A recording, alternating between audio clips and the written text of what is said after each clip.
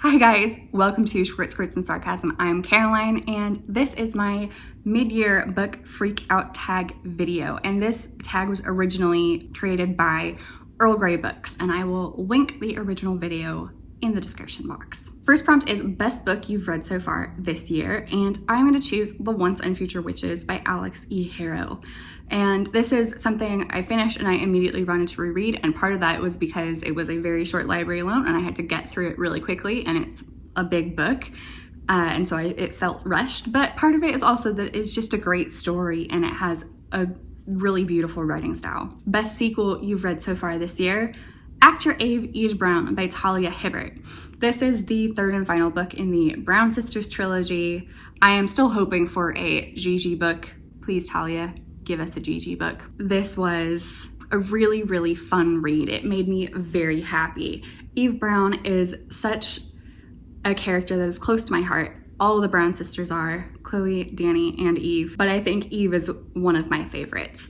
And her boyfriend, love interest that she meets in this book, Jacob, is also just really precious, and they have a really wholesome romance, and it made me so happy. A lot of it's so funny. Their interactions, their dialogue, their banter is top tier writing, and I would really recommend this entire series. And I know I have done so on this channel many times already. New release you haven't read yet but want to, Honey Girl by Morgan Rogers, and this is a short book.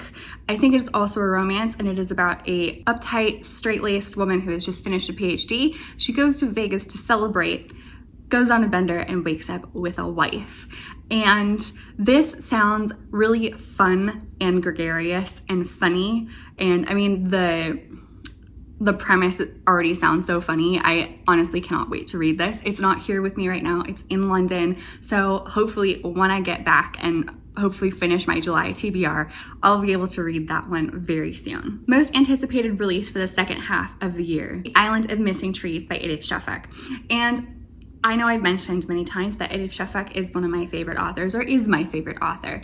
And this book, I'm excited to see what it's going to be about. I know that the premise is that two people who live in Cyprus, one is a Turkish Cypriot, one is a Greek Cypriot, I think start a romance or start some sort of close relationship. And then, and it must have something to do with olive trees or some other kind of trees. I would guess olive, because it's the Mediterranean. But then they meet again or possibly move together to London, and I think it's going to explore their relationship on Cyprus and how that differs from their later relationship in London. Biggest disappointment of this year, A Spool of Blue Thread by Anne Tyler. I had such high expectations, high hopes for this one, and it just kind of fell flat. I didn't feel for any of the characters. I do love Anne Tyler's writing style, but I have not gelled with any of her books thus far. And a side note, I was also really disappointed by Nick by Michael Ferris Smith. I expected it to be a Nick Carraway gay backstory that we all deserve, and it was not. Nick Carraway is the main character in The Great Gatsby, for anyone who has not read that or has forgotten, because he's a very forgettable character. He's very clearly a bland stand-in for the reader to appreciate the larger-than-life character that is Jay Gatsby. I totally forgot that this book even existed until I went back into my spreadsheet to look at the list of books I've read this year for this video. Yeah, Extreme Mediocrity gets lost in a list with 126 books on it, so I would skip that one. Biggest surprise, I would say This Is How You Lose the Time War by Amal El Motar and Max Gladstone. And I'm not usually a sci-fi person, but this was really excellent. The writing style was beautiful. It felt very literary. I'm picky with my epistolary novels, and it's not entirely in letters, but it is mostly in letters.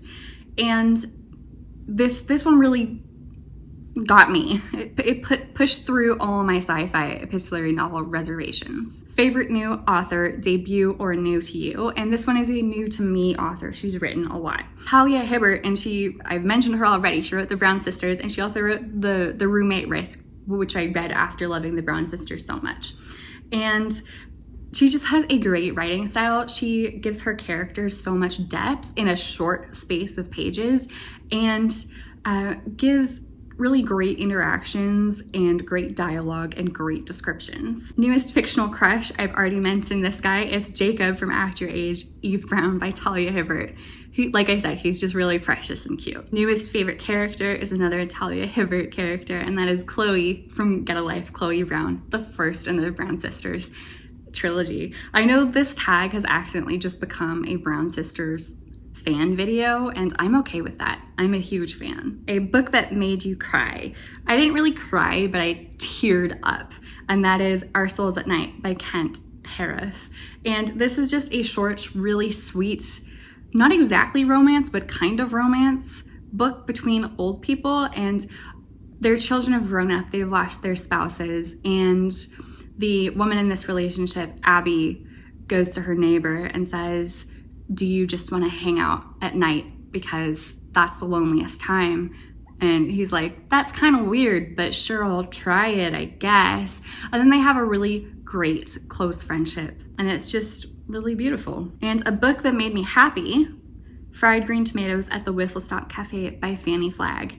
This is just 400 pages of feel-good, wholesome content. Yeah, it made me really happy. This was a reread. It made me happy the first time I read it, and it made me happy again. I would really recommend that. And then, of course, the Brown Sisters books also made me very happy, but I've talked about them enough already, I think. The most beautiful book you've bought so far this year or received, and that is definitely Ariadne by Jennifer Saint.